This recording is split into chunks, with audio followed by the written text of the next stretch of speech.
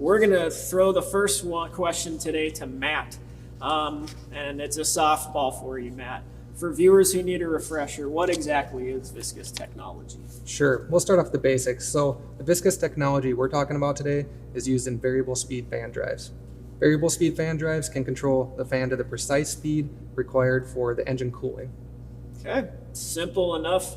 A little more detail on that, Chad. How does taking that viscous technology and applying it to turning a fan help with cooling an engine? Yeah, well, viscous technology, allows the engine control unit to really precisely control the speed of this fan, all the way from full off to its maximum speed. Because the fan speed's always running at the exact cooling requirement of the engine load and your ambient conditions, you're not wasting energy by spinning your fan too fast. In colder climates like we have outdoors today in Minnesota, it also can limit your fan speed so you're not overcooling your engine. And lastly, it can really make your diesel particle filter regeneration cycles more efficient by limiting your fan speed during that time, allowing your engine to come up to temp and burning things off much more quickly.